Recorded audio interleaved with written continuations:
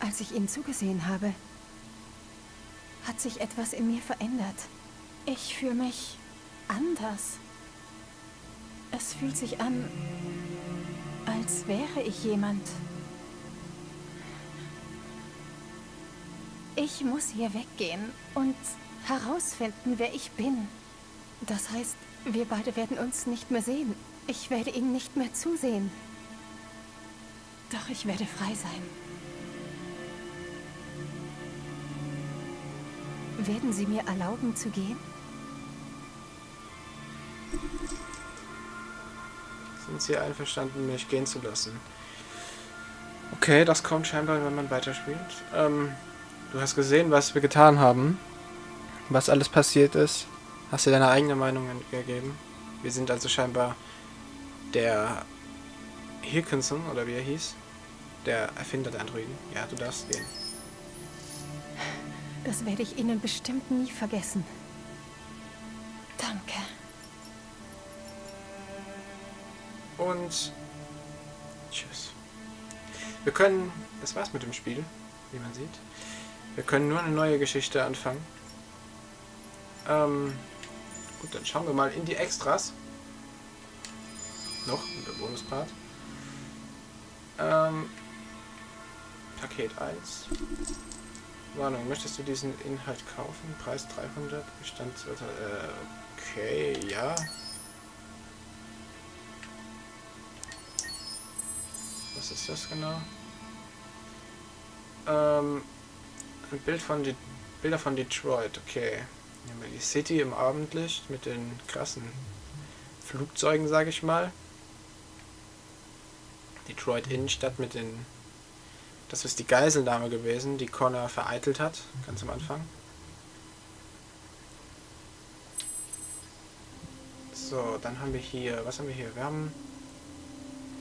Oh, was war das nochmal? Das war... Was war das? SWAT Mobile Units, okay, irgendwas von der SWAT-Einheit scheinbar. Kann ich jetzt nicht viel mit anfangen. War, glaube ich, auch ganz am Anfang nur der Fall. Da haben wir nochmal die Wohnung des ersten Abweichlers, die er ziemlich verwüstet hat und auch Leichen darum liegen. Sehr schön sieht das alles aus. Ein Artwork von Connor. Würde mich sogar nicht wundern, wenn das der echte ist, weil die die Personen basieren ja wieder auf echten Menschen. Und Connor war auch auf einem Live-Event von Detroit in Detroit, also in echt. Ist er wieder in die Rolle von Connor geschlüpft, den er auch verkörpert hat im Spiel. Gab es auch noch mal so eine kleine, ganz coole Story und alles vorab, vor dem Spiel-Release. Das war ganz cool alles. Wenn euch das interessiert. Das sind verschiedene Outfits der Androiden. Okay. Sieht alles sehr schick aus. Ganz rechts gefällt mir sogar fast schon am besten mit dem etwas dunkleren Braun. Weitere Artworks von Klamotten. Ein zerstörter Android. Das mit dem blauen Blut. Weitere Androiden. Ach, das war sogar der Entführer aus dem ersten Part. Ja, tut mir leid um dich. Du hast bestimmt auch deine Beweggründe gehabt. So, hier haben wir Polizeieinheiten mit den krassen Helmen, die ein bisschen so aussehen, als ob sie aus Destiny kommen. Genau, hier die Polizeieinheiten mit den krassen Visieren. Also die SWAT-Einheiten, nicht die normalen Polizisten. Die Waffen der Polizei, oder der SWAT-Einheiten vielmehr. Polizisten haben ja, glaube ich, nur Pistolen. Die sind eigentlich ganz cool mit dem digitalen Visier. Die SWAT-Einheiten nochmal verschiedene Artworks dazu. Der Androiden Cyberlife-Laden, wo man uns auch abgeholt hat als Kara, wo wir repariert wurden und auch verkauft wurden. Das Haus, beziehungsweise die Gegend von Karas alte Wohngegend und Alice. Nicht gerade sehr schön, sehr abgefuckt. mit der Müllhalde oder der Baustelle vielmehr. Jetzt sieht es eher aus wie eine Baustelle. Hier, ja, hier wird scheinbar Platz gemacht für diesen Superhighway. Oder was das da ist, Magnetbahn, irgend sowas. Ja. Oh, er schaut Formel 1 und gleichzeitig noch irgendwas anderes. Motorradrennen. Ja. Ihr Vater, da brauchen wir glaube ich nicht viel zu sagen. Er war ein Junkie und ein echt beschissenes Arschloch. Das erklärt aber auch, warum die Mutter von Alice, in Anführungszeichen, einfach abgehauen ist, weil ja, Alice ein Android war und der Mom scheinbar egal. Ja, da hatten wir ein bisschen sauber gemacht. Wir haben ja versucht, immer den Schweinestall da irgendwie reine zu halten. Ja, da haben wir auch sein Red Eyes entdeckt.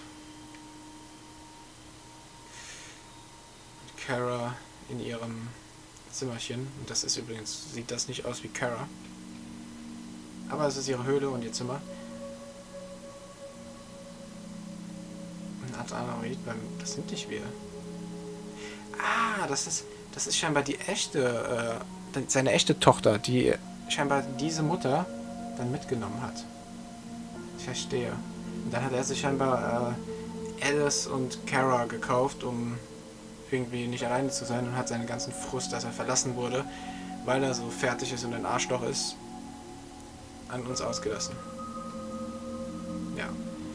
Das scheint die echte Tochter gewesen zu sein.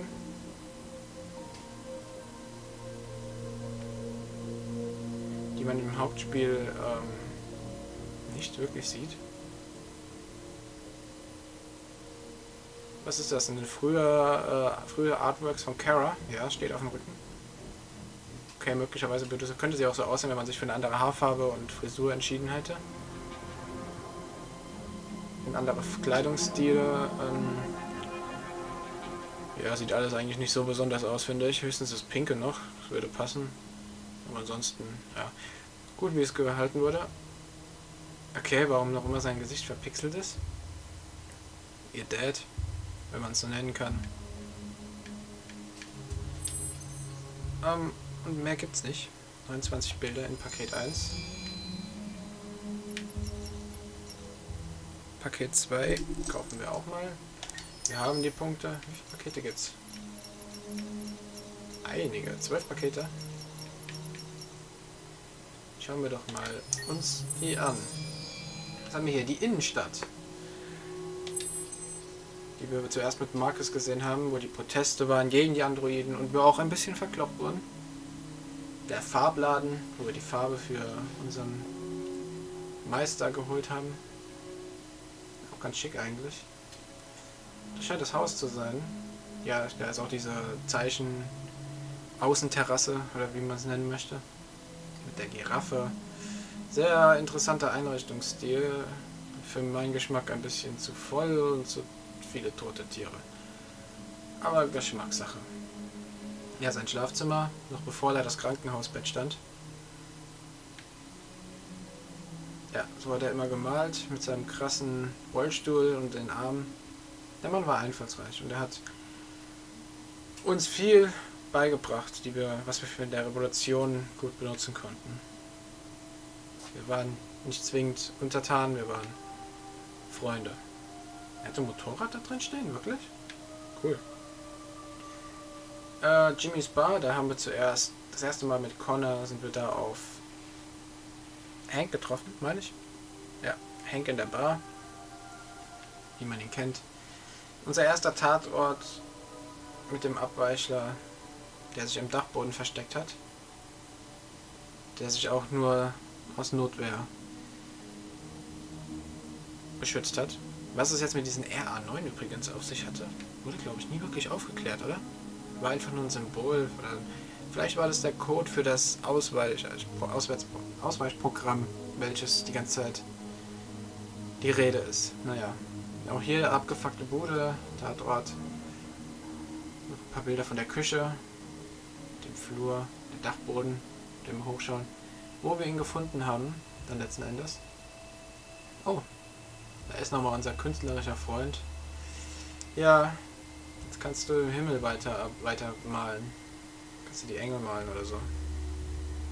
Er hat uns sehr viel beigebracht. Sein Sohn, ein kolossales Arschloch, welches nur auf Geld aus ist und sonst seinen Vater einen Scheißdreck interessiert. Artworks von Markus. Warum sag ich Michael? Markus. Ja, ganz cool. Auch mit einem Buch. Ein Polizeibeamter. Ich glaube, das ist sogar einer gewesen, den wir verschont haben dann damals mit Markus. Oh. Seid ihr dieselbe Person? Ich will es nicht hoffen, dass du so abgefuckt bist und sogar einen Bierhalter hast. Irgendein Detroit-Fan. Oder nicht Fan. Polizei, der Spurensicherung-Einheit. Sieht auch sehr, sehr schick aus. Mit diesen Brillen. Haben sowohl denselben Effekt wie wir als Connor. Wir können gut auf Spuren suchen. Wir gehen. Hank! Ja. Der gute alte Hank. Hat uns auch sehr viel geholfen. Auch sein Opfer wird nicht vergessen. Auch wenn es am Anfang nicht sehr einfach war mit ihm, hat es doch am Ende sein Leben zur Verfügung gegeben. Weitere Polizeieinheiten in Mänteln. Ja, sieht sehr cool aus. Und das war's auch von Paket 2. Kaufen wir das dritte Paket. Ja, der Garten eben, der sehr schick war mit Amber, aber sie war ja die Schlange in dem Garten, kann man so sagen. Das war der Detroit, ne, das ist das Police Apartment, okay. Der Eingang. Die Zellen, wo wir auch jemanden befreit haben, als Ablenkung damals. Ich glaube, das ist der FBI-Typ, der einen aufs Maul bekommen hat. Dann von ihm. Vielleicht nicht ganz zu Unrecht. Ja, der Oberchief, der auch ziemlich aggressiv war. Nicht gerade sehr freundlich zu uns und Hank.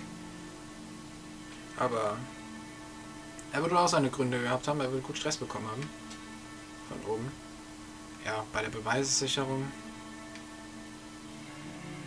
Das war das Verhör mit dem Abweichler, der dann sogar die eine Connor-Einheit außer Gefecht gesetzt hat. Weitere Bilder davon, von innen halt verspiegelt, das Fenster. Wer bist du denn nochmal gleich? Wegen der Cyberlife to see, waren wir das, meine ich? Auch in verschiedenen Artworks. Ah, okay. Sie kommt mir bekannt vor.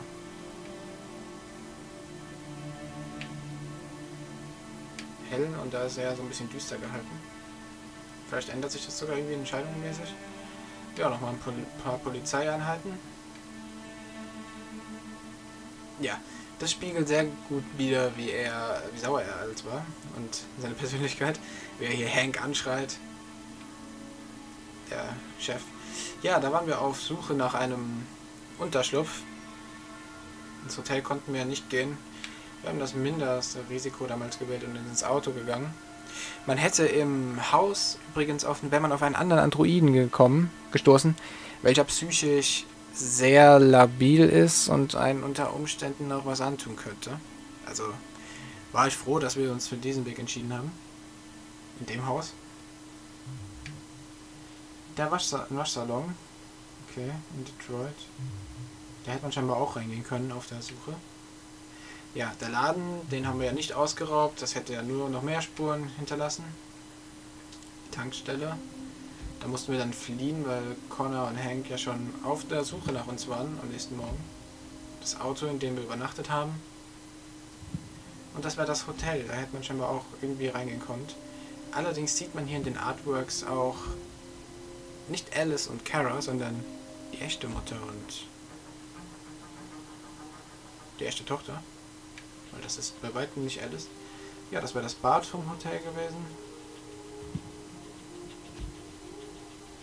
Oder kann man Alice irgendwann verändern? Vom Aussehen her? Nein. Also Alice ist ja wirklich kreidebleich und dieses Mädchen ist etwas farbig. Also halte ich es für unwahrscheinlich. Zu dem Zeitpunkt wissen wir auch nicht mal, dass sie übrigens ein Android ist. Und können von daher auch ihr nicht sagen, hey, ändere deine Hautfarbe und deine Haare.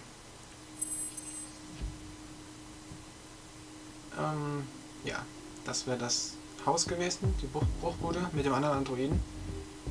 Wie man sieht, Und er hat auch ein Messer in der Hand, aber psychisch wäre er sehr, sehr labil gewesen. Das Outfit hat auch irgendwie was. Ja, und auch sie waren scheinbar auf der Flucht. Das war, glaube ich, dieser Abweichler, der im Hotel wohnt. Nicht im Hotel, in diesem Haus. Gesehen haben wir den ja nicht, wir haben uns ja nicht dazu entschieden. So, kaufen wir das nächste Paket und weiter geht's. Die Burg, oder ja, dieses Haus von dem Typen, den wir da gesehen haben. Dann der Androidenfriedhof. Mit Markus waren. Ich mache jetzt ein bisschen schneller durch, weil es doch ziemlich viel ist. Wenn ihr was sehen wollt, dann könnt ihr auf Pause machen. Der Laden. Auch wieder dieses Haus. Überall steht RA9. Hier, das war der zweite Tatort mit den ganzen Tauben.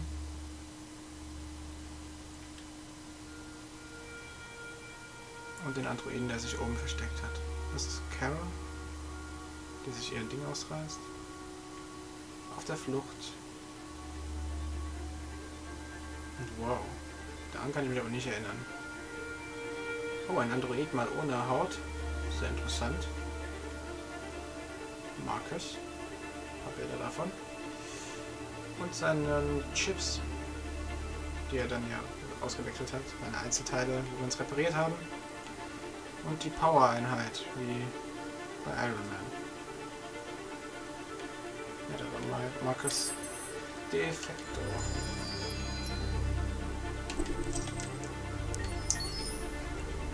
Ich hoffe, wir haben genug Bonuspunkte gesammelt im ganzen Spiel, um alles freizuschalten. Aber schauen wir einfach mal. Ja, das war das. Dieser Laden, also der Fastfood-Laden, wo Hank sich gegönnt hat. Wieder der zweite Tatort mit den ganzen Tauben. Die Verfolgungsjagd über den Dächern, welche auch bewachsen sind, wie wir gelesen haben, um Detroit zu ernähren. Denn Nahrung wird ja auch nach und nach auch in unserer Welt immer knapper. Und warum geht das so viele Bilder weiter, ohne dass ich es gedrückt habe? Na egal. Das sind so ein Gärtner. Das sind die Drohnen, die sich scheinbar darum kümmern. Um die ganzen Bewässerungen mit den Menschen zusammen. Die U-Bahn-Station. Bilder von Detroit, wie Marcus auf Spurensuche nach Jericho ist und die ganzen Graffitis verfolgt. Ja, da war Jericho. So einziger und einstiger Zufluchtsort, welcher uns genommen wurde. Da sind wir auf die Androiden gestoßen und sie haben uns zu ihrem Anführer gemacht.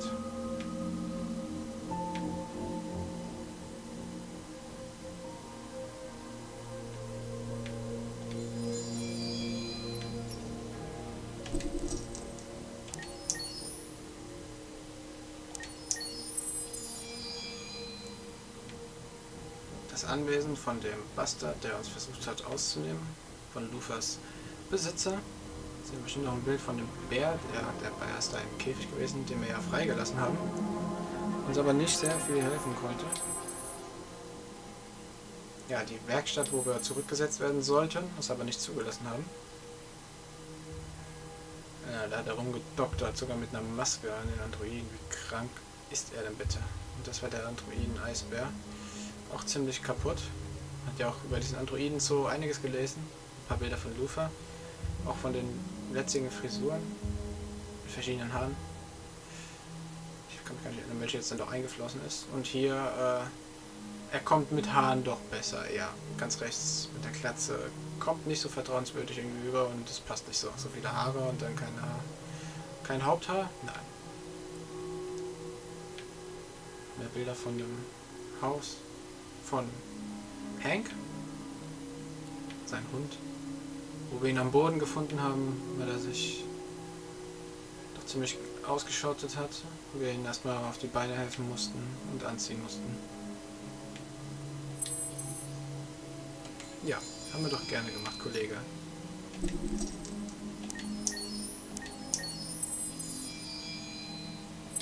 Der Eden Club, wo wir eine nette Dame nach dem anderen gemietet haben, uns aber nicht vergnügen konnten, weil wir auf Arbeit waren.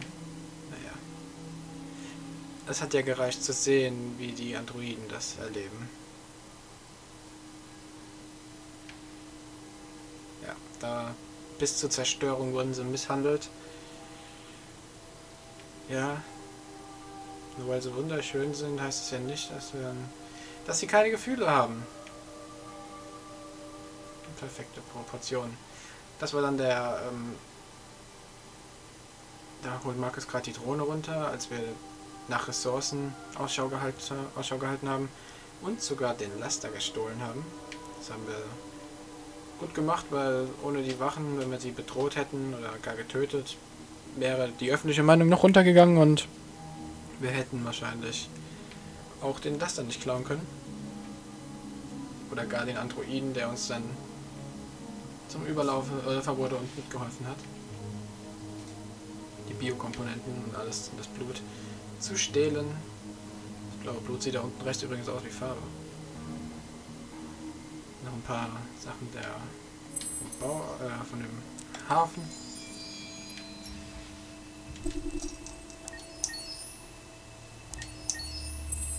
So, was haben wir noch? Der Park. Ja, da haben wir Ultraschallunterkunft gesucht. In dem verlassenen Piratenpark. Was mit den Androiden im Endeffekt wurde, ob sie sich und der Bewegung angeschlossen haben und nach Jericho gereist sind, wird nicht erläutert, aber ich denke schon, dass sie nicht ewig da auf ihre komplette Abschaltung warten und das wohl auch mitbekommen haben, was sich alles verändert hat. Da hat man sich abgesagt, da ist die Mission, die erste Botschaft, die wir als Markus geschickt haben. Die Mission, ein paar Bilder, wie wir da das Glas aufgeschnitten haben, uns hochgeseilt haben, an der Baustelle vorbei. Ja, die Wachen, ne? Das lief so suboptimal mit denen. Ich wollte sie ungern bedrohen. Ich glaube, die hätten den Alarm so oder so ausgelöst, dass man so fliehen muss. Ja, da haben wir die beiden wieder auf dem Boot, in diesem Garten eben. Ein paar Wachmänner, derselbe Wachmann, ein paar Sprites von ihm. Von Verbündeten. Wow, was ist das denn da für ein Bild? Also die dritte von links sieht ja ziemlich tot aus. Sieht irgendwie aus wie ein Zombie. Gut, dass sie das nicht eingesetzt haben. Und ja, da sieht man die verschiedenen Möglichkeiten, wie Michael ohne Gesicht aussehen würde. Schwarz wäre ein bisschen sehr düster und sehr, sehr, sehr aggressiv aus. Ist schon gut, so wie es aussah. Ja, und da hätte Hank ja fast Connor erschossen. Hat er dann doch nicht getan. Hank wurde unser Freund und gab sein Leben für unsere Sache. Freiwillig. Wir haben ihn irgendwie damit auch reingezogen. Die Scheune von Rose. So hätte Rose auch aussehen können, scheinbar. Alternativ. Ihr Haus. Klar, da hinten ist der Android gestorben. Das andere flüchtige Pärchen. Das hätte Rose und ihr Sohn auch sein können. Alternativ, okay. Wäre auch nicht schlecht gewesen. Haben sie sich aber entgegen entschieden. Kommt relativ im Gleich raus. Und ich glaube nicht, dass das die Mutter war mittlerweile. Ich glaube, das sind Alternativen zu Alice und Rose gewesen. Kara meine ich. Kara hätte auch so aussehen können. Alice nicht. Kara sieht auch anders aus. So, das war dann die zweite Mission, wo wir die Cyberlife-Androiden angefangen haben zu übernehmen und das ist ein anderes Bild von der Statue, wie wir sie gesehen haben.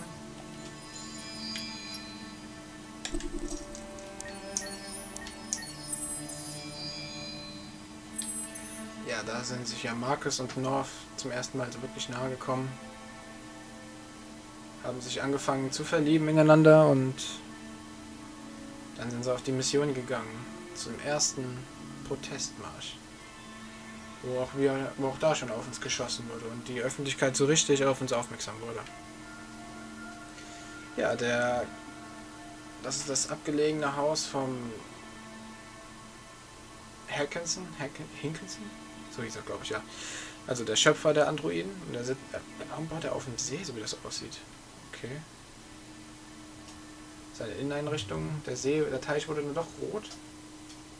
Und der Android auch verändert, der bei ihm sitzt. Und warum ist er da komplett nackt, der Android? Okay. Ich fand auch cool, wie sie dann am Ende aussah. Ihr haben wir dann doch am Ende die Freiheit geschenkt. Sie durfte gehen. Im Hauptmenü, wie man gesehen hat am Anfang des Parts. Ja, ein paar Artworks von ihm mit seiner Waffe. Warum auch er so ein bisschen Samurai-mäßig aussah mit seinen Haaren. Ja, hier nochmal die beiden. Auch hier zugefroren alles. Ja, sie hat die ganze Zeit so einen Plan gehabt, dass Connor zum Abweichler wird und sich dort einschleust, um die Androidenbewegung zu vernichten. Nicht sehr nett. Hat ja aber auch nicht geklappt. Wie er dann sagte, Hankinson. Nicht Hankinson, oder doch? Egal. Ich meine, der Name war irgendwie ganz schlimm gemacht. Auf jeden Fall hat er immer einen Ausweg gebaut. Hank kann scheinbar überleben. Die Kirche, da wo wir uns dann getroffen haben, erneut aufgebaut haben, zum Finalschlag dann ausgeholt haben, beziehungsweise zur finalen Demo. Noch ein paar Bilder von Jericho müsste das sein. Ja, der Angriff auf Jericho. Da haben sie dann nochmal alles auseinandergenommen. Ja, der Angriff auf Jericho. Wo die Medien auch nicht alles so mitbekommen haben. Die Regierung hat halt irgendwie ein Stück weit die Medien da kontrolliert. Und das klammheimlich gemacht. Als Razzia, als züchtig. Und uns als aggressiv. So, schalten wir noch das letzte frei. Wir können es uns halt leisten. So, Cyberlife, klar. Aber dann haben wir uns dann mit Connor eingeschleust. Der riesen Tower. Boah, der ist ja... Puh, nicht schlecht. Der ist riesig groß. Und die Statue da unten vor dem Tower muss ja auch riesengroß sein. Schick designt, der Tower, kann man nichts sagen.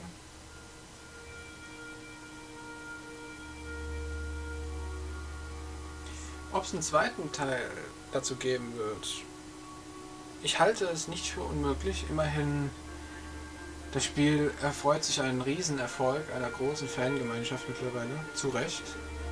Und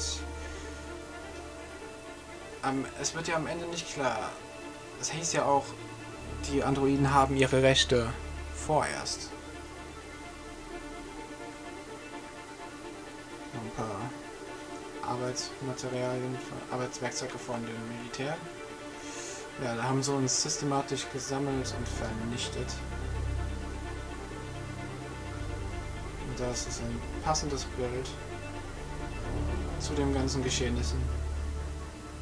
Das Bild passt wie kein zweites zu den ganzen Erlebnissen, die wir hatten. Ein paar Bilder von Marcus. Nochmal so eine Spezialeinheit. Die Kamera. Polizeispezialeinheiten. Der Tower. Ja, so ein paar Designs ausgetestet. Sieht alles nicht schlecht aus. Und ist aber auch, wie sie sich am Ende entschieden haben. Für den etwas runderen. So. Das waren die Pakete. So, Videos haben wir auch noch. Wie viele Videos? Und doch einige. Schalten wir die Bonus-Videos frei. Da freuen wir uns auch alle. Kara 2013 Kurzfilm.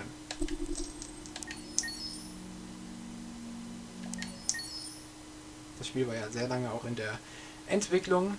Da hat man dann auch ein bisschen was schon gezeigt gehabt, nach und nach, ne?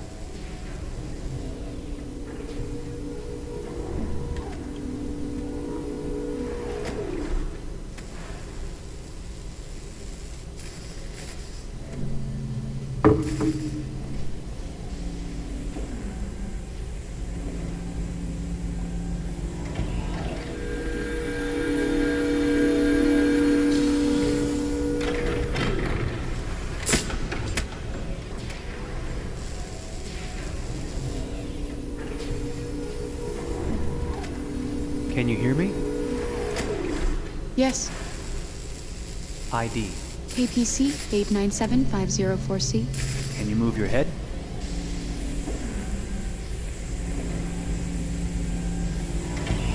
Your eyes now.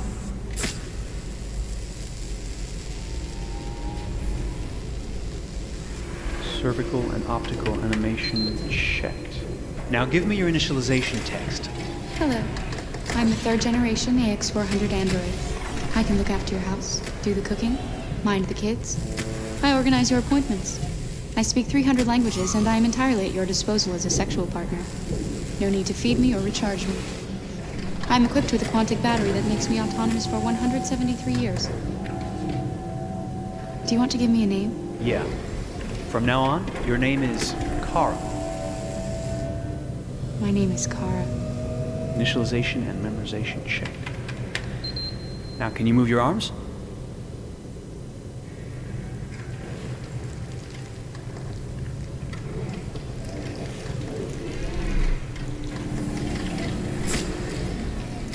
Upper limb connection checked. Now say something in German. Ich bin ein AX400 Android dritter Generation, erschaffen als Ihr persönlicher Assistent und intimer Beziehungspartner. Say it in French. Je suis un androïde de troisième génération AX400, conçu pour être votre assistante personnelle et votre partenaire intime. Okay. Now sing something in Japanese.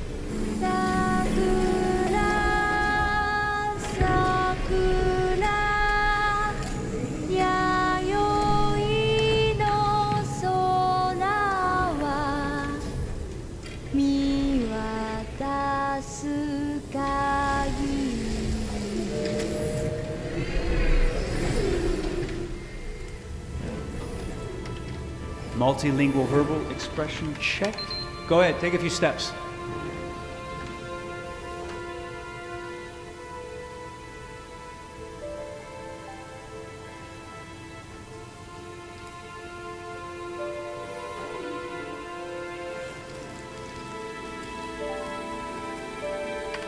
Locomotion checked. Great, you're ready for work, honey. What's going to happen to me now?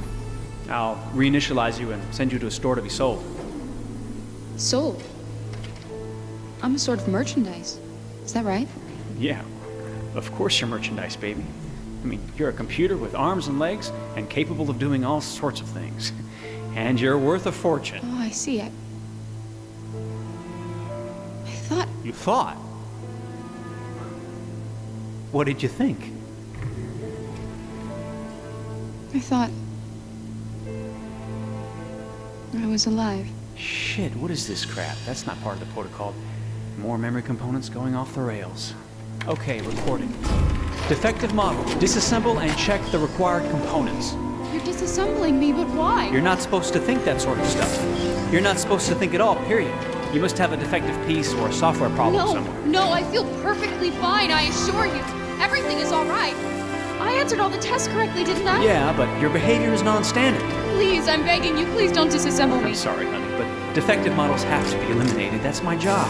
If a client comes back with a complaint, I'm gonna have some explaining to do. I won't cause any problems, I promise. I'll do everything I'm asked to. I won't say another word. I won't think anymore. But I've only just been born. You can't kill me yet. Stop, will you please stop? I'm scared.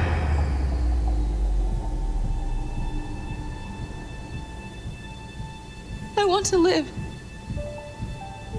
Begging you.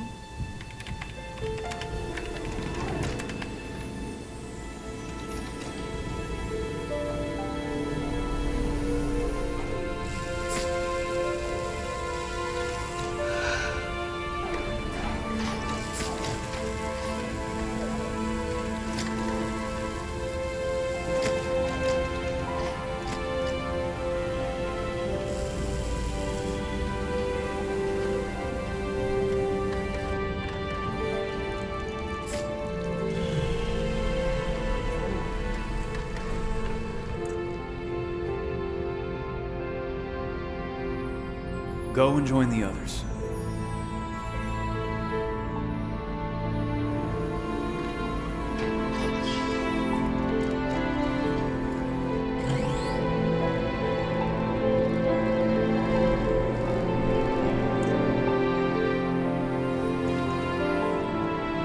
Stay in line, okay?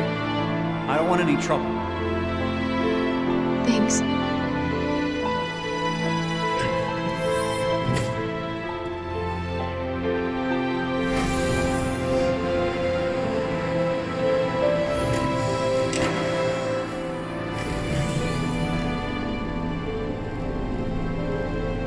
My God.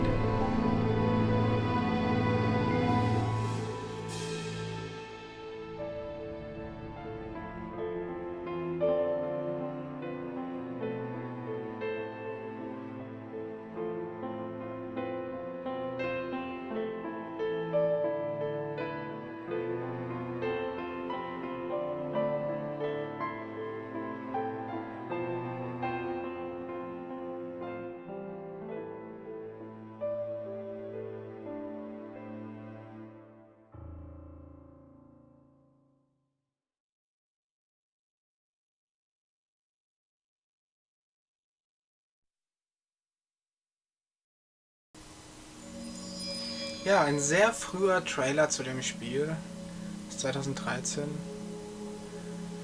Man erfährt einiges über Kara und über ihre Herstellung. Das stand auch PlayStation 3. Scheinbar war das vielleicht schon dafür geplant. Wurde dann weiterentwickelt und dann auf die PS4 geportet. Muss man sagen, zum Glück, weil grafisch hat sich noch ein bisschen was geändert und die PS4 ist halt doch stärker als die PS3. Schauen wir uns den nächsten an. Der erste Teaser zum Spiel.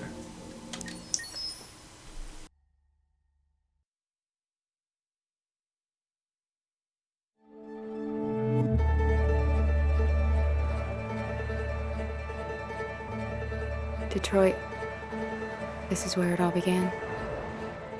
The world's forge. The place where it all started. And it will all end.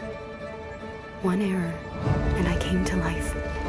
I stepped out of the darkness, and I opened my eyes. First there was the fear, the light, the noise, the cold, and the fear again. I could feel my hands shaking, my heart pounding in my chest. Life running into my veins. I wanted to live. I fought for that.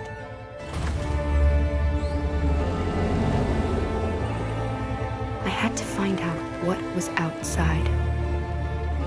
I had to see daylight, feel sunshine on my skin, wind on my face,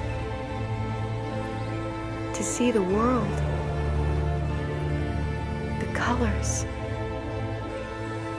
the smells.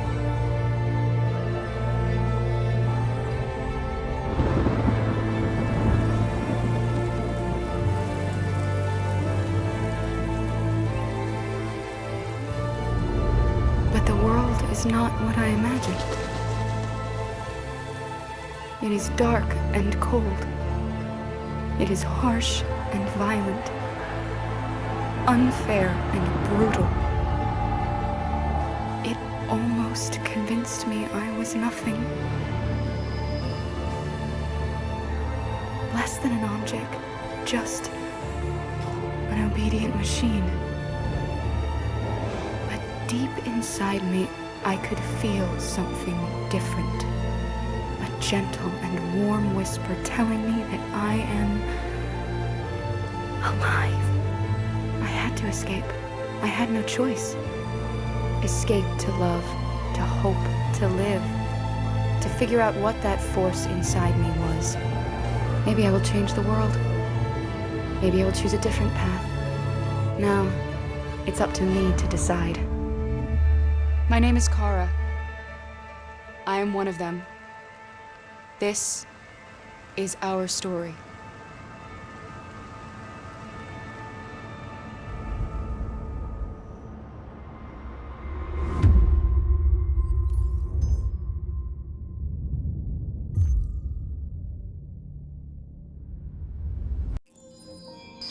Ja, und das war wohl der bekannteste Trailer zu dem Spiel. Der erste Trailer, der gut zeigt, um was es im Groben geht. So, Entdecke Detroit. Schauen wir mal. Jetzt kommen die, wo keine Trailer mehr sind.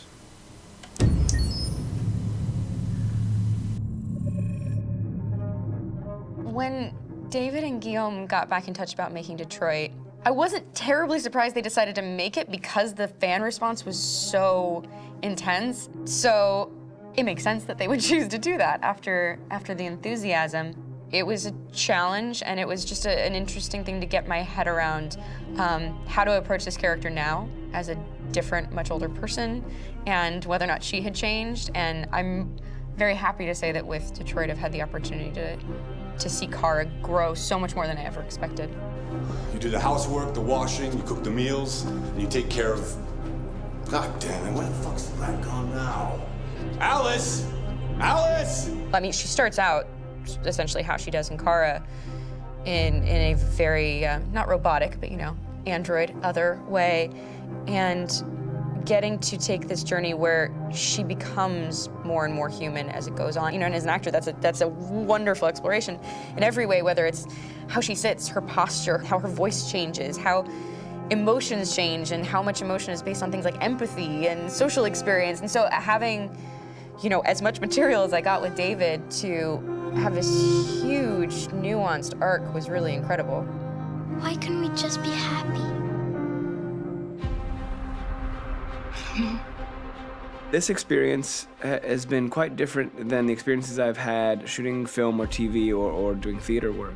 I have 83 dots on my face and a really flattering black wetsuit type thing, and you're jumping around with props, and it's kind of like being a 10-year-old imaginative kid, which is fun. There's 80 cameras around us. It's already lit.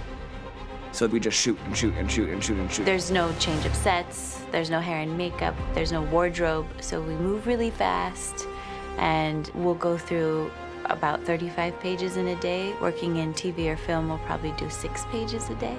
It's kind of acting boot camp. It's like working out constantly. I mean, you're doing this thing, and then you got to do something that's completely other back to back to back. And so that kind of process of working is very challenging, but it's also very exciting because you just have to keep coming up with new ideas, and your head goes all over the place because you're trying to keep track of basically 4 different storylines for each different response. You shot that girl, for fuck's sake. It was a machine that looked like a girl. Yeah, I know what I should have done. I just told you I couldn't.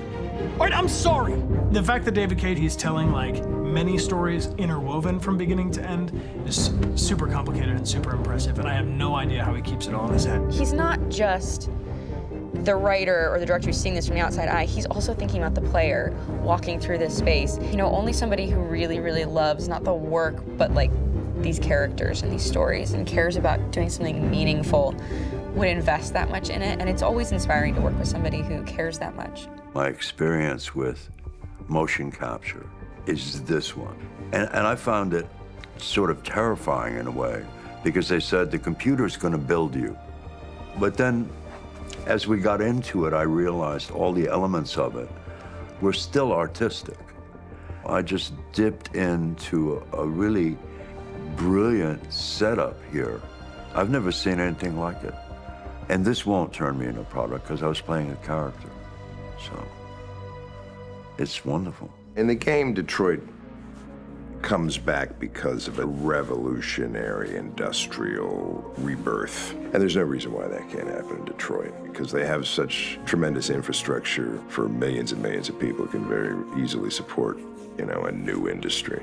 The city is really strong and resilient, but the city has also been through so much. You see the damage. But it takes that time of kind of rebuilding and reinvesting into the city that I think is happening slowly but surely. The potential of Detroit as a city is something that this game does a lot of justice to, because it would be easy to look at Detroit as some place that used to be, and that's not the case. This game provokes a lot of conversation and reflection on our potential near-future engagement with machines. That's what we are to them. Just merchandise on display in a shop window. I think that a group that feels marginalized, feels like they deserve and have earned access to themselves and the environment around them, and are trying to figure out a way to articulate how to get freedom. What was I designed to be? Their slave? Their toy!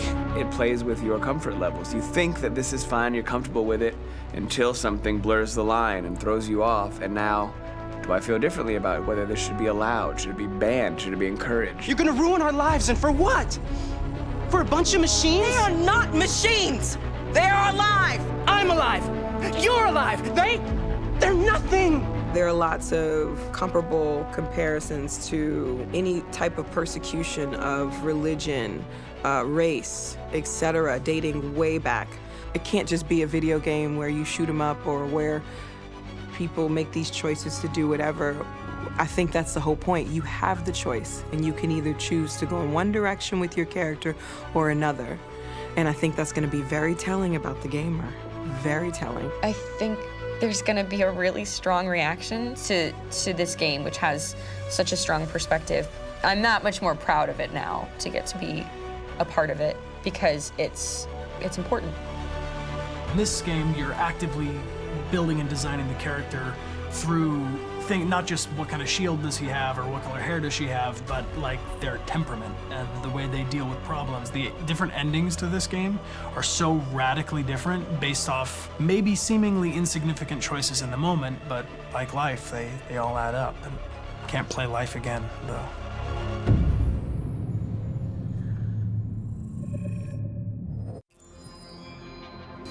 Ja, und das war doch jetzt mal sehr spannend zu sehen, wie die Darsteller auf dieses Spiel reagieren, was ihre Meinung dazu ist, zu der Story und wie das alles produziert wird. Fand ich sehr interessant zu sehen, auch mit den ganzen Punkten im Gesicht und wie schwierig doch sowas zu produzieren ist im Vergleich zu einem Film, weil ja alles auch noch animiert werden muss. Die echten Vorbilder der Charaktere mal zu sehen, war sehr spannend. Und jetzt schauen wir mal, was uns erwartet bei Trifft Kara, Marcus und Connor.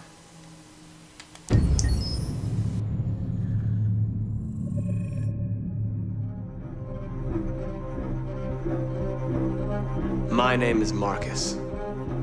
My name is Connor. My name is Kara. Und ach ja, I am one of them. wenn ihr es nicht so mit Englisch habt, This könnt ihr natürlich die is our story. Autoübersetzung von YouTube anmachen. Es ist nicht perfekt, aber I think who Kara is, or how I would describe Kara, depends entirely upon who's playing her. Because you have the option to make her multiple different people depending on the choices she makes. But I think she does start out incredibly naive, incredibly innocent, and kind of hapless. I'm sure we used to be friends before I was reset. Maybe we can be friends again. She's a person who's characterized, I think, by empathy. She's a person who really, she just comes from her heart. You'll never leave me, right? Promise you'll never go. I promise. Kara! Are you okay? Are you hurt? Wait a minute. Leave her alone! Kara! Leave her alone! The really beautiful thing that I've had the gift to be able to do is to essentially build a person from the ground up, because that's what she's doing throughout the game. And with every experience she has and every person she meets, she's building, you know, first emotions and then the sense of judgment. And it's sort of an exploration of what it is to be a human. Don't worry. Luther and I will be right here.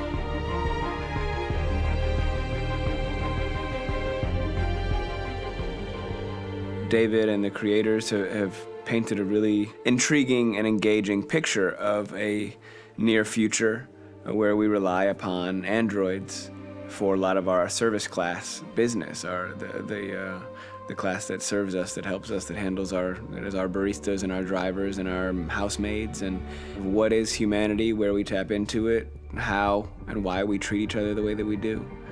And my character Marcus has a really intriguing journey, becoming deviant, realizing that he actually has feelings and human qualities inside of him, and it's a really incredible ascension into becoming fully realized and coming to terms with what you actually deserve better than this in life. And not only do you want it for yourself, but you want it for your peers. We've come here to demonstrate peacefully and to tell humans that we are also living beings. All we want is to live free. You know what? This thing, Dad, is not your son. It's a fucking machine! I think that a group that feels marginalized, feels disenfranchised, feels like they deserve and have earned access to themselves and the environment around them, and are trying to figure out a way to articulate how to get freedom. Connor is analytical. Connor takes things literally. He starts in the beginning place where he's very mechanical. He feels nothing inside, of course, and it's all just a system, a protocol that he is executing to get whatever he wants to happen, which is help humans stop deviants and to find the link between deviant androids. You were designed to serve humans, not kill them. What was I designed to be? Their slave? Their toy? Just say, I killed him. Is it that hard to say? Stop it! Stop! But of course, over the course of the story, and depending on the player's choices, Connor can grow in many different ways. He can deviate from that procedure or not. The moment of truth, Hank. Am I a living being? Or just a machine?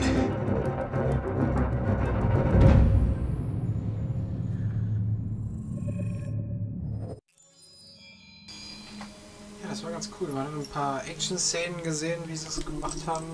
Und noch ein paar weitere Eindrücke. Der Darsteller. Ist euch aufgefallen, wie krass die Ähnlichkeit doch tatsächlich ist? Und auch Hank. Ich hätte ihn jetzt nicht wiedererkannt, aber von den Gesichtszügen her, doch, ja, kommt schon hin.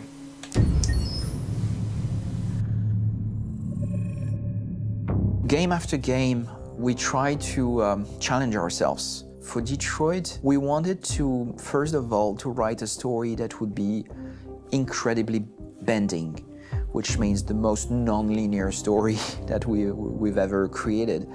And we wanted really the player to have the possibility to change the story, change his own journey. When you're writing at Quantic, you're writing for an interactive medium.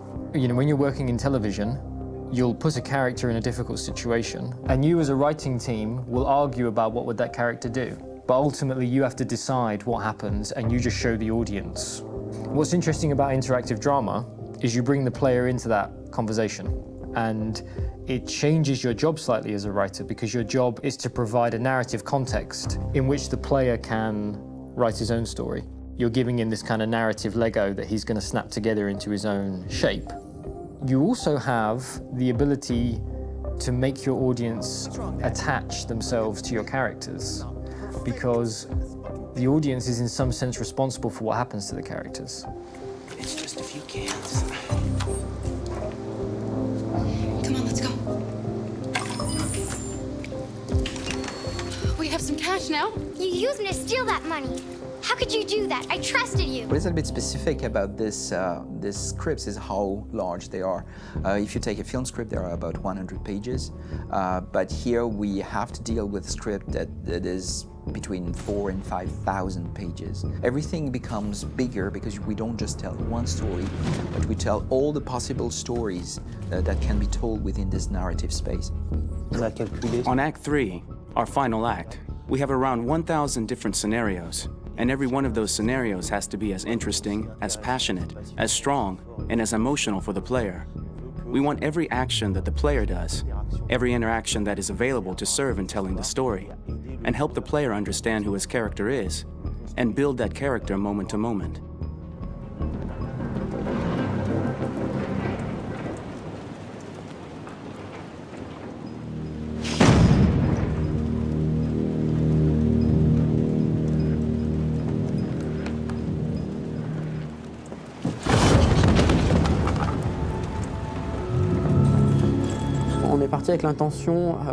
We started with the intention pretty early on that we would never lie to the player. So we implemented a visible tree structure in the game that players can consult during a scene or at the end of it, which shows exactly what they did and what they missed. There are games out there offering world exploration. We offer narrative exploration.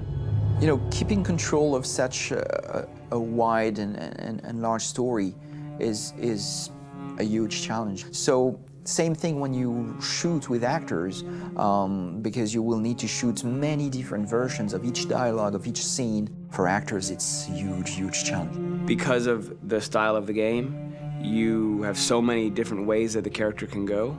Every decision, it's what I call kind of choose your own adventure. Like every decision that the player makes, it's going to open up 40 more pages of material and experience that ties in, which means as a performer, you have to try to continue to make things feel real that the player might not ever see, but also that in performance it's not always connected to a previous act. It's grueling, it's hard work, but it's a great team and I enjoy doing it. I was really frustrated. I was until I got to this point where I kind of was able to step outside of my own experience and even in a lot of ways my own process and be able to step outside of that and okay, this is something new. What do you need? How do I meet you there? How do I give you what you need and still feel like I'm doing what's right? And once I did that, then all of a sudden it got really fun. It was much freer, and having to approach it in a new way and think about the player and think about how it serves them and what I'm doing for them or what I'm letting them into. It's really, I think, helped me grow in general. Remember, there's nothing on the left. That's a wall, so it's probably all there. And then make her come first, close. But I think you would go first to check that it's safe. Okay, sure.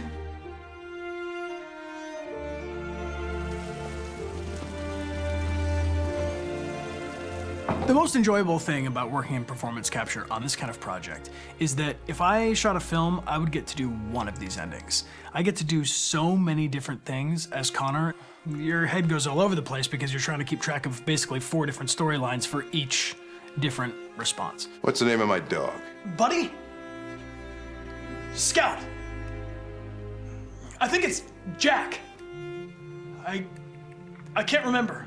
So I worked with physicality a lot because it was a good way to anchor myself in these different rings of the tree. As the story grows out, I know where that is physically in my body, and then I can switch more continually on set, and it'll be entirely up to the player to determine what order those things come out and what they look like from a distance. Like if you're playing through it, the culmination of all of that will be their version of Connor. I'm faster than you, and I don't feel pain.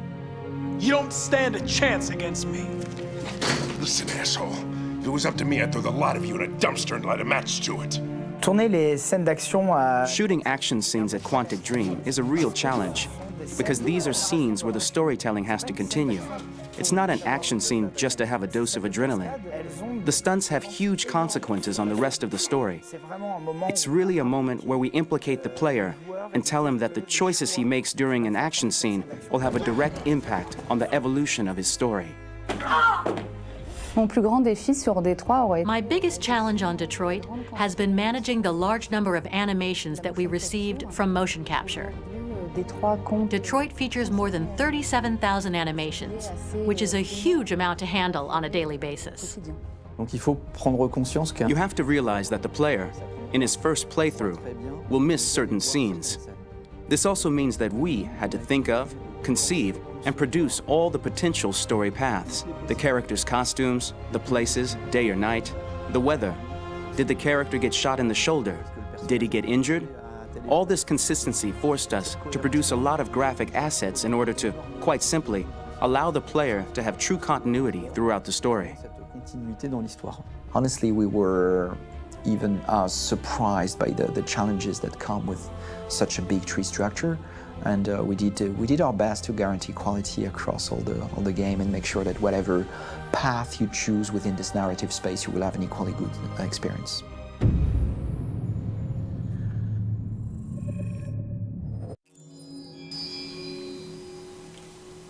Naja, man erfährt doch ziemlich viel hier hinter den Szenen,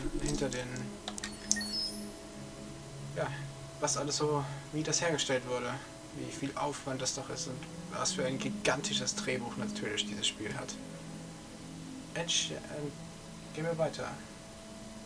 Die Entstehung von Detroit. Detroit Become Human was produced over a period of 4 years. Here in Paris, we have a team of about 180 people. And to that, we need to add also all the outsourcing with our partners in the Philippines, in China, Vietnam, and in India. So when we started working on this story, I had to imagine where Kara was built.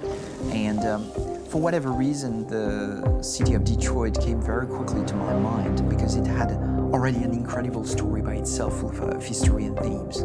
So we traveled there with the team and we were really moved by what we saw, and we could really feel the desire to fight and really be born again. And we just continued this curve, this growth, and just imagine what Detroit would be like if the Android industry was, using these huge factories to build androids there.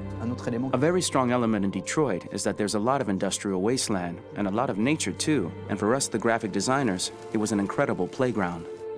The destroyed zones which we wanted to preserve, we appropriated them to turn into something else. Then in the areas that needed to be rebuilt, we were able to imagine our Detroit of the future. We didn't want to make a science fiction universe, but a world of anticipation. If we chose science fiction, we could have imagined flying cars, extraterrestrials, but those things are very far from our current everyday life. Anticipation is more about gleaning from our contemporary reality, the one we know, because Detroit is set in 2038, and 2038 is tomorrow. The difficulty we had was sticking to reality. That is to say, technology becoming more and more invisible, a lot more elegant, and at the same time, making it visual. So all the computer equipment, autonomous cars, we simply had to invent. They are in fact very technological objects, but at the same time remain very credible and ingrained in reality. To create a cohesive universe in the fashion and clothing of the human characters in 2038, I didn't want to put an accent on strange shapes, or really vibrant colors, and things we wouldn't know. That I wanted to keep for the androids. The goal was to create something familiar which we can identify with in this future setting. Working on the artistic direction for the androids was a bit special because this is a project about the place they could occupy in the human world. It was out of the question for them to be too beautiful or too perfect. They had to correspond to every social class, rich and poor. Inspired by everyday utilitarian clothes, I brought a modern touch by adding dynamic display surfaces, the armband we can see on the side, the triangle on the front and back, an LED. Like that, there's no confusion. Wait. You're sending an android? All right, ma'am. We need to go. You can't do that.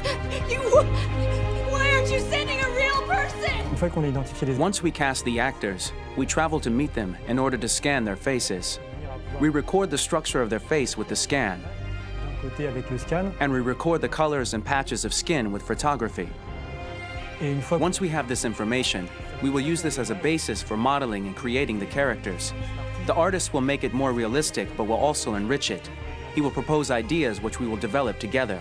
Finally, we will have a character with character who corresponds to the project and the world. When the actors come to Quantic Dream, we show them the design, what their image will be, and what they will look like in the game. This extra information gives them another dimension and color to connect with emotionally. It helps them think about how to play their character. Your mission. That's all you care about, huh? You should consult a professional who can help you. Beat it, you hear me? Get the hell out of here! So there are 3 types of shoots at Quantic Dream. Shooting and performance capture, where you capture the whole actor, his voice, his face, and his body. These shoots are obviously done with American actors because the game's original version is in American English. After that, there are the body-only shoots, representing around 250 days of filming, while the performance capture is 100 days of filming. Now, body-only shoots, there are 2 types. There are the action shoots and the technical shoots, which are mokit shoots. Mokit is when the player controls a character on the screen, and he moves in an environment to explore it. This is of particular importance at Quantic Dream, and therefore we shoot a lot to offer a unique context for each scene and each character. To prepare a motion capture shoot, we first get together to look at the sets we need, the animations that we want to shoot, which ones need to be grouped together, or which ones need to be cut and shot at another time, so that we get the most out of the shooting day. This often means shooting scenes out of order, especially those with big props or accessories, like a big car, for example. So we shoot all the animations related to that particular prop first.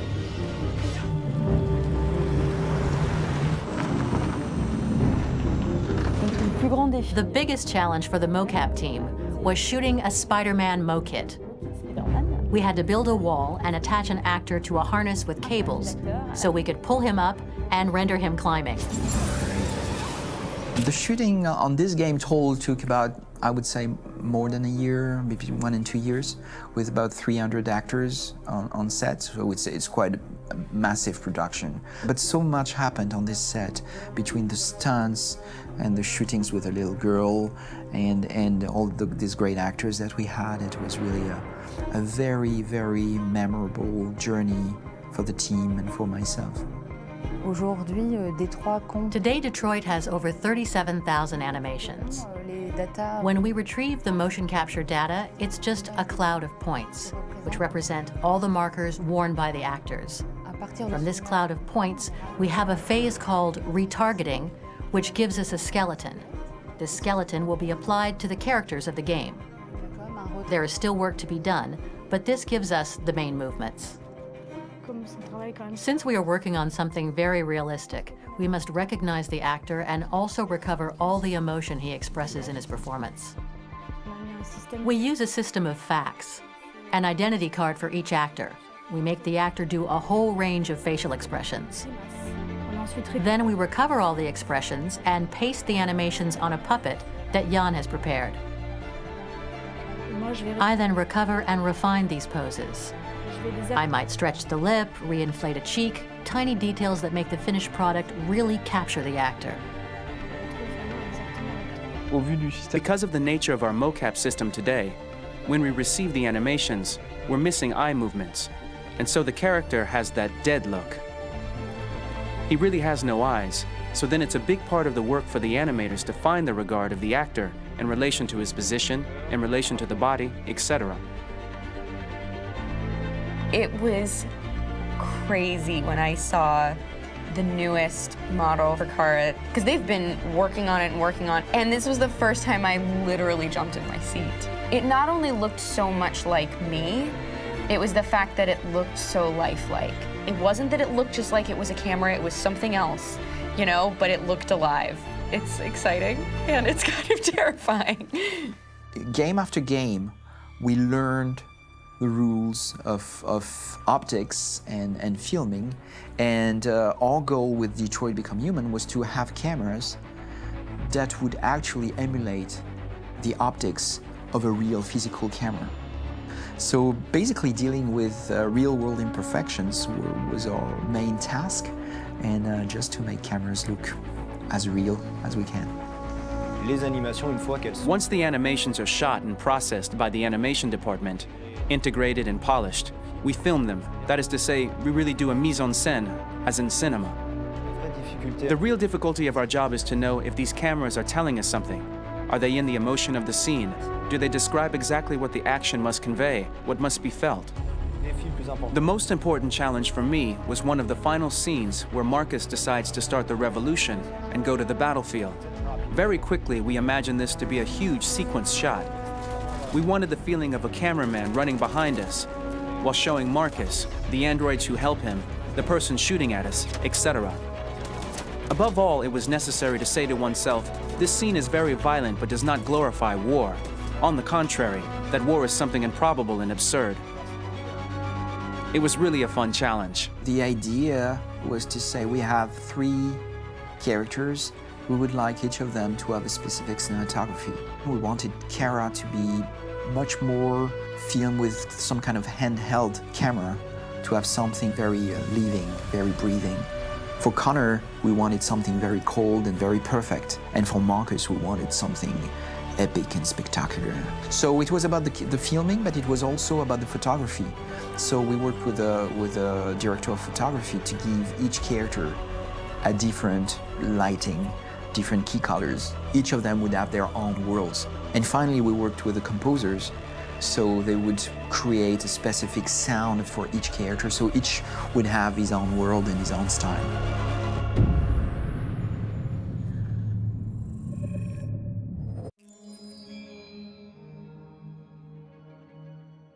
Ja, und ich denke, spätestens jetzt sollte jedem klar sein, was es doch für ein Aufwand ist. Zumal sie auch jedes Mal... Sie mussten ja erstmal dieses Detroit in der Zukunft erschaffen. Schauen wir mal, hier geht es scheinbar um den Soundtrack, wie der wohl erschaffen wurde.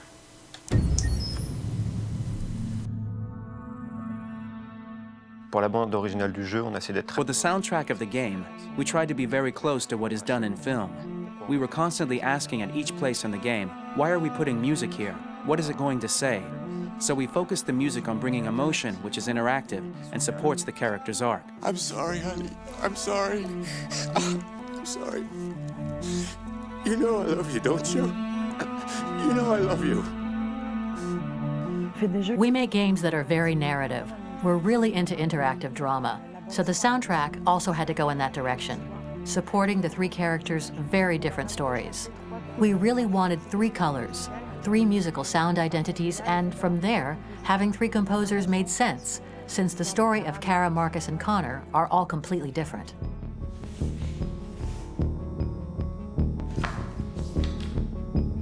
You recognize him? It's Carlos Ortiz. For Connor, we wanted a soundtrack that could be very cold and very mechanical, very machine-esque somehow. For Kara, we wanted a soundtrack that would be very moving and emotional. It was about the quest for identity, but it was also a journey about love and empathy. And for Marcus, we wanted something epic, something that would really represent the grand aspect of his quest. And we were very fortunate to find three incredibly talented composers, and working with them has been a dream, honestly.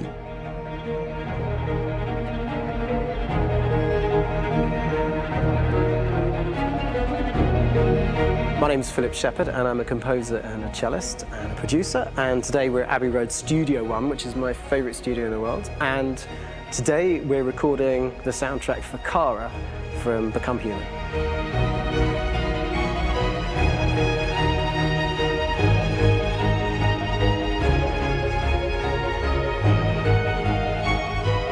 So when I compose a big project, I often travel just to kind of get out, and get some fresh air and some inspiration. And I go hiking and traveling in Montana a lot. I had a log fire in the room that I was staying in, and the flames were kind of making absolutely direct music. And it became the basis for Kara's theme, and it sounds something like this.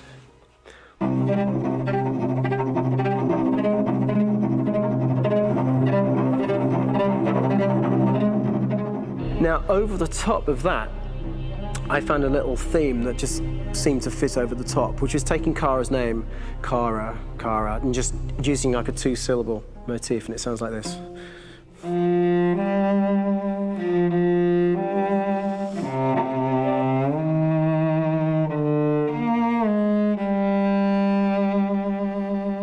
going to pull through this, Alice. As long as we're together, nothing can hurt us.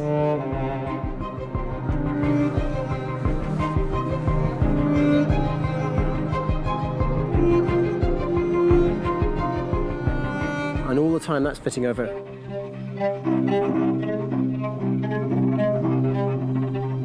So it kind of works in lots of levels. And in fact, every single theme in the score has one of those elements built into it, and it becomes sort of the DNA of every single tune.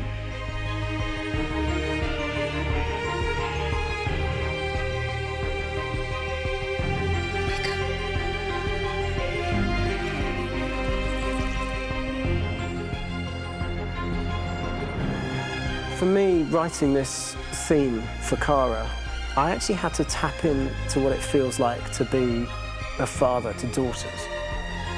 I really had to tap into everything I feel about my daughters and thinking, well, if I had to write music for them and that sense of trying to protect them but also give them the freedom, that's totally where it came from. Because each composer has been given the sort of narrative responsibility for very different characters, I haven't had to sort of go into other styles. I can actually be very loyal to this particular character and sort of hopefully encapsulate her. But it means also I've suddenly become very connected to this character. And if for some reason it goes to game over early, I'm getting mortified, you know? They're over there! Starting a new project, for me personally, it's always finding the right tone, finding the right color, I like to call it. For me, it's finding that right texture that actually sits against picture really well. One of the biggest things is I created custom instruments for Connor.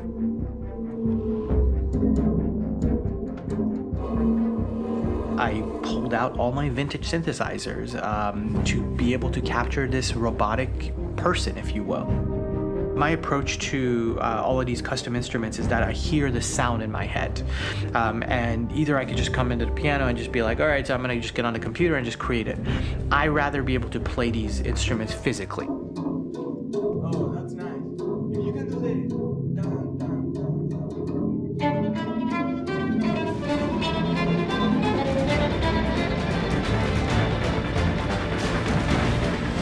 As soon as you see Connor the first time, there is a really interesting thematic idea that you hear, and that's just made out of a Moog synthesizer, but completely manipulated in multiple ways. And it's robotic. It has a little bit of an emotional to it. He's on his mission, so you feel that as well. So it just kind of gives you that cold, motionless, with a mission in hand that you kind of feel throughout the whole thing.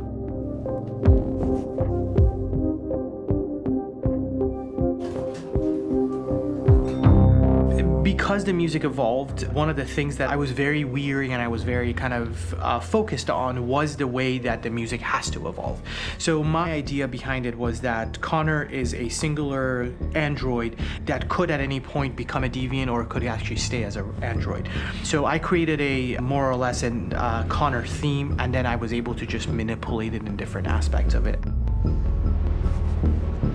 Is everything okay, Lieutenant? Chris was on patrol last night. He was attacked by a bunch of deviants. I'm a human being writing for a robot, and throughout Connor's journey, he meets someone, he meets a partner. So how do you deal with a robot feeling? And I've met a partner that I'm gonna work with, or all of a sudden he sees a dead body. Does this robot have an imagination? Does this robot have a feeling? And if yes, how do you translate that into non-emotional music? So it basically at any point I was just like, I can't do this, and then I just do it. Property was damaged and fires continued to rage in several major districts across the city. Some people are asking, have androids become a threat to our security? When I first started really digging in on Marcus, the one thing that I really tried to capture was the transformation process. You know, Marcus is this android that evolves over the course of the game and really goes from kind of figuring out that he's more than just an android. You know, he's starting to develop kind of a human soul in a way.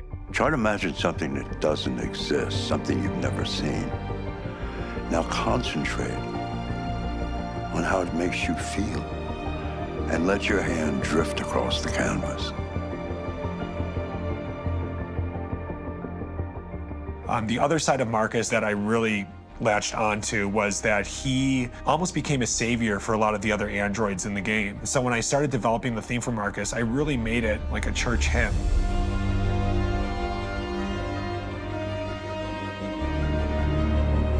I wanted it to be very simple. I wanted to make it a chordal melody. I really wanted to make it almost like a Bach hymn. The tough thing with that is it had to be recognizable. If I made it too complex from a harmonic standpoint, it would be hard, I think, for people to kind of pick it out and recognize it. It's very acoustic derived, but it's also been treated with a lot of effects and things to kind of put it into the space that I felt the sound should be in. It can be beautiful, it can be haunting, it can be extremely powerful from an action standpoint, and I'm really happy with the way it turned out. The music is there, but it's subliminal and it's emotional, and people are feeling it, and it's not distracting. And that's tricky with a game like this, where you have to have a lot of ins and outs like that, where the music kind of has to get in and out of these moments. This is a war we're fighting with the humans. If we fail, they'll destroy us. I think the game's been put together so well where I just wanted to make sure that I wasn't ruining the emotion.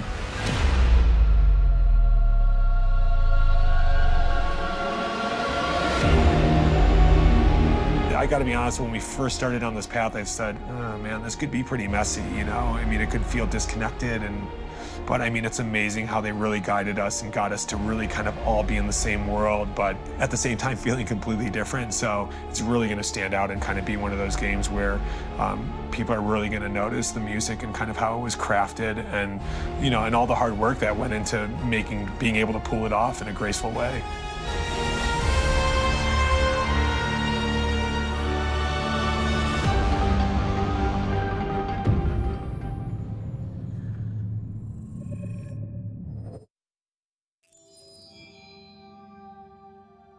Ja, und so viel zum Soundtrack. Was haben wir noch? Wir haben noch 4 Videos vor uns. Ich hoffe, ihr habt euch Popcorn gemacht oder so. Und dann schauen wir doch mal einen Kurzfilm zu Chloe.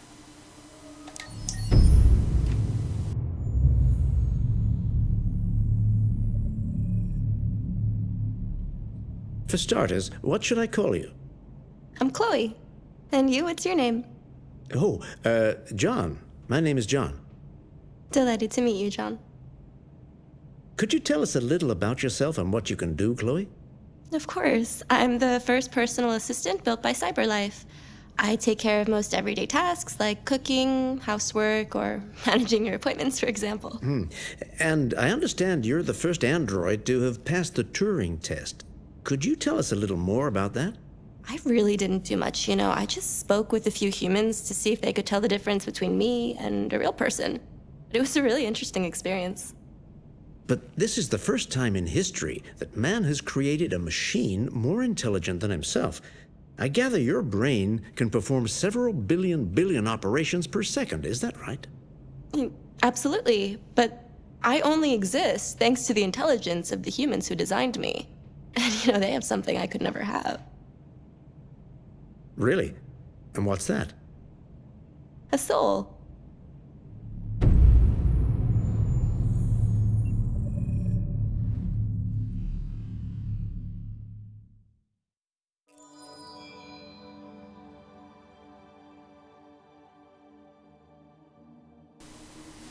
Ja, ein kleiner Kurzfilm. Alles okay. Noch einen Kurzfilm zu Lufa gibt's, zu Zadloch und zu Kemsky. So. Jetzt weiß ich wieder, wie er heißt. Schauen wir mal, was uns Lufa so alles für Geheimnisse noch verraten kann.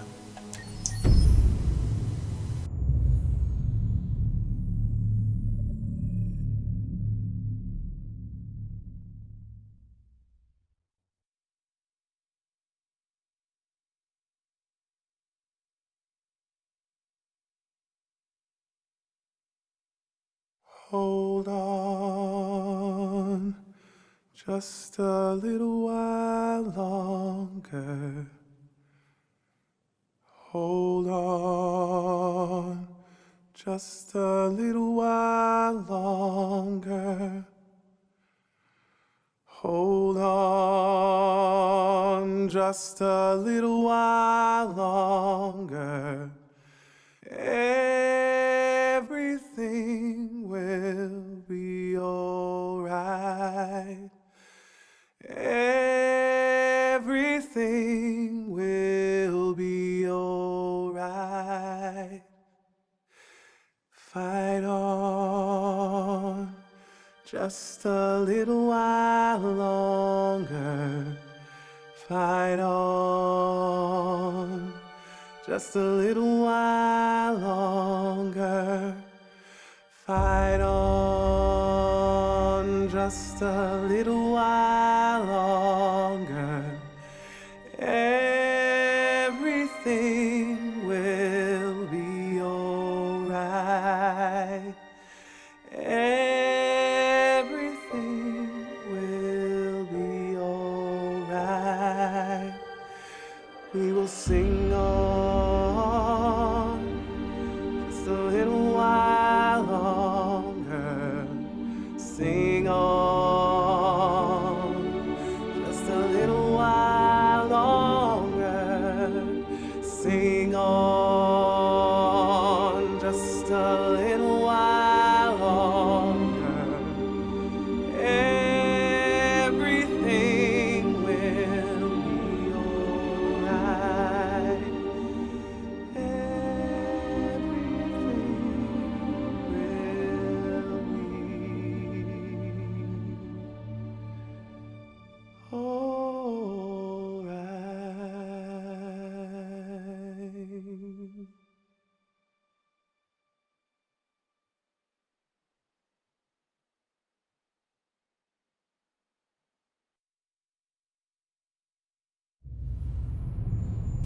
Ja, sehr schön. Der gute Luther kann scheinbar singen. Ich weiß jetzt nicht, ob das Lied war, was man hätte singen können auf dem Versammlungsplatz, aber es ist gut möglich, dass dem so ist.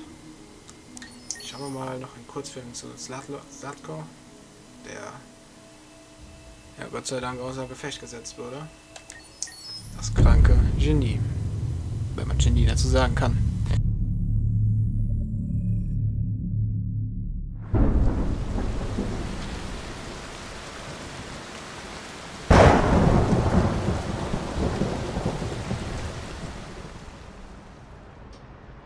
Rock-a-bye baby in the treetop.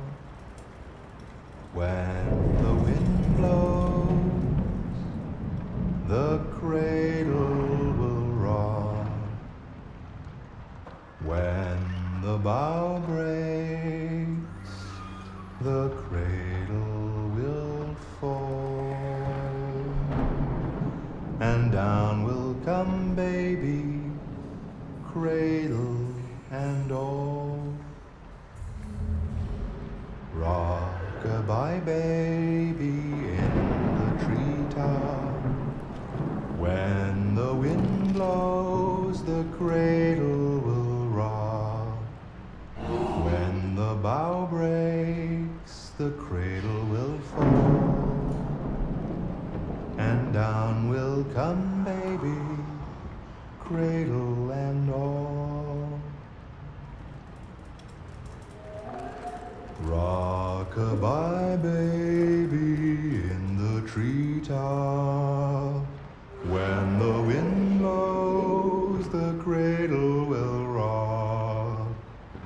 When the bough breaks, the cradle will fall. And down will come baby, cradle and all.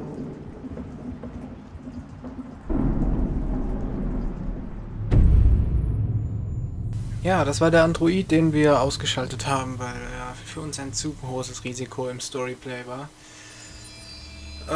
Ja, er scheint jedoch ziemlich einsam und verlassen hier zu sein. Vielleicht haben wir ihn echt erlöst und ihm doch was Gutes getan. Schauen wir zuletzt noch, was wir über Kamsky so herausfinden können noch. Scheint er noch ein bisschen jünger zu sein.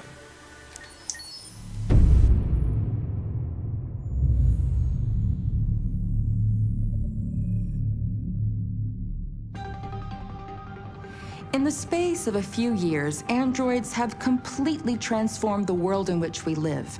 By letting androids into our homes and factories, the CyberLife company has made them everyday technology. The founder of CyberLife, Elijah Kamsky, is a very discreet man.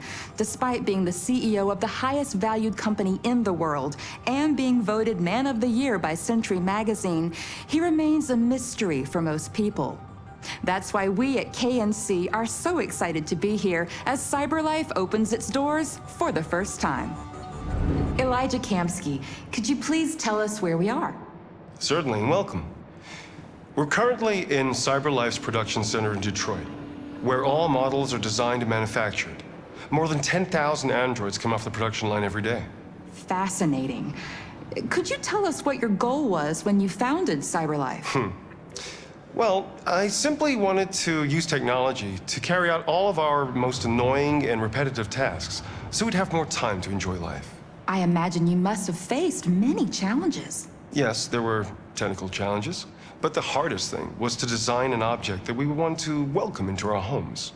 We had to imagine a machine in our own image that resembles us in every way, that moves, breathes, blinks like us, but yet is smarter and more capable than any human being. Let me show you around. We're here in Production Unit 4. Could you explain in a few words how the androids are made? Sure, yeah, it's very simple. We use machines to manufacture machines. The removable parts are assembled on a production line, and then we apply a synthetic skin to the whole body. A human operator checks the cognitive abilities with a pre-established protocol, and finally, the android is conditioned and sent out throughout the country. Here's the result. Say something. Hello. I am a RZ400 model. How can I be of service? You can go now.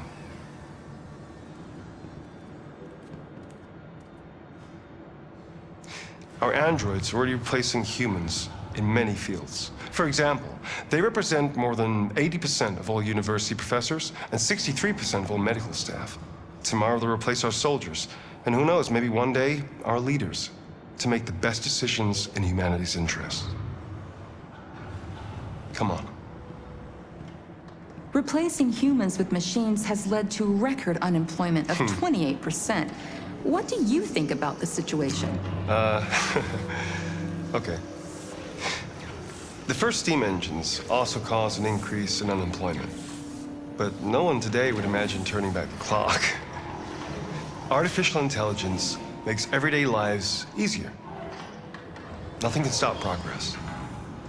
What's happening here is inevitable.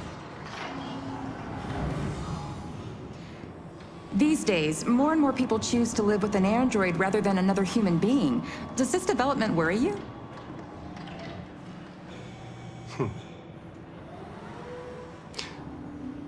Everything's much easier with an android. They obey your orders without ever complaining. They can cook, discuss philosophy with you, have intimate relationships according to your desires. They never say no. Obviously, they are the perfect partner. Everyone deserves happiness.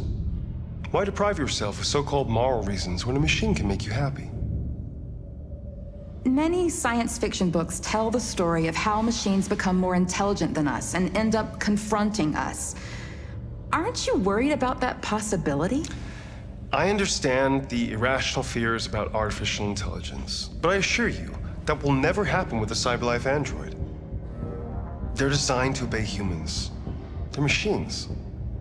They can't ever develop any sort of desires or form of consciousness. Are you sure? I'm absolutely certain. You can trust me.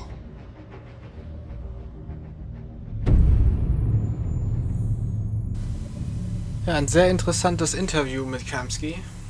Er hat wohl schon immer geahnt, dass die Androiden irgendwann mal ihr eigenes Bewusstsein erleben.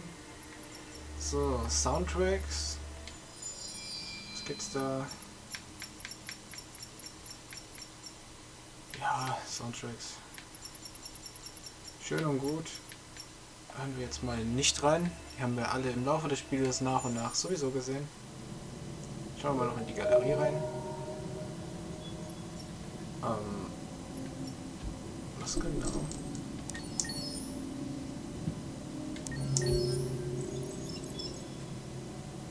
Okay, Connor.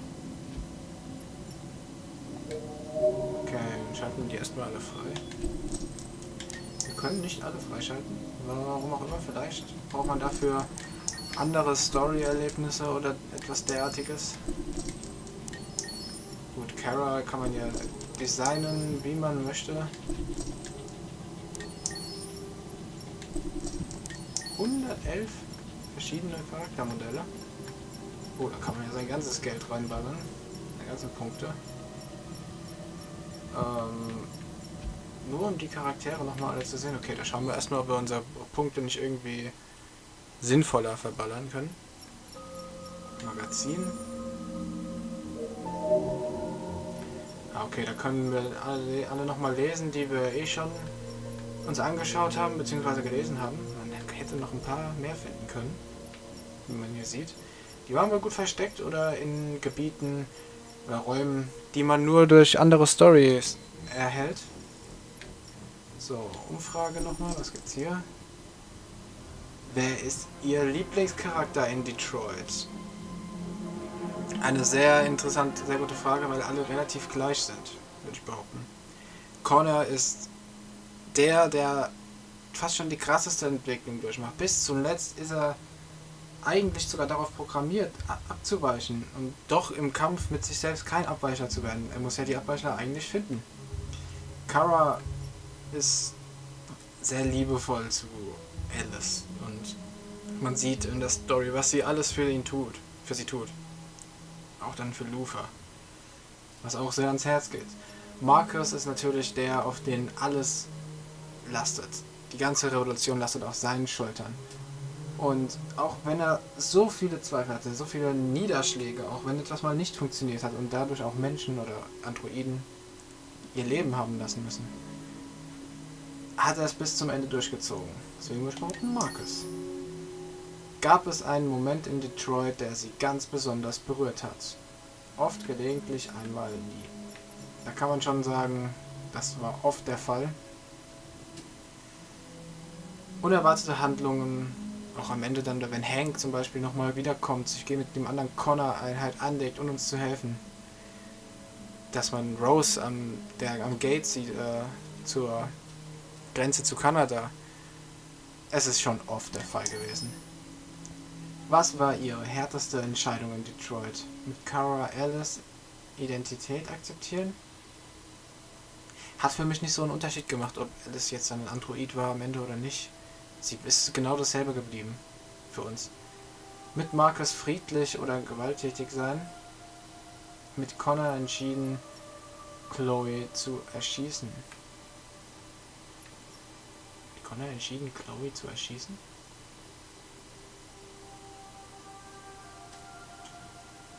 Bitte?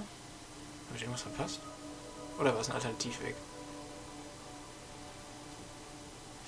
Ich glaube schon, dass es am härtesten mit Marcus friedlich zu bleiben.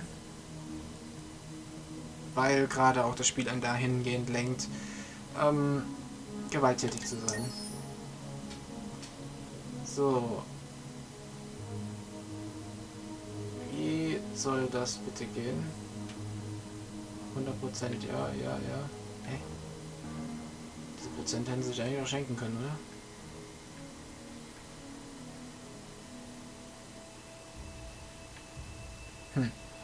Okay. Naja, gut. Auf jeden Fall, diese ganzen Charaktermodelle, die schauen wir uns jetzt nicht noch an. Ich denke, das Wichtigste haben wir gesehen. Magazine haben wir auch größtenteils gelesen und gefunden. Ich will jetzt keine halbe Stunde die ganzen Charaktere freischalten und dann sie anschauen. Die Artworks haben wir eh schon von den verschiedenen Charakteren in den Artworks gesehen.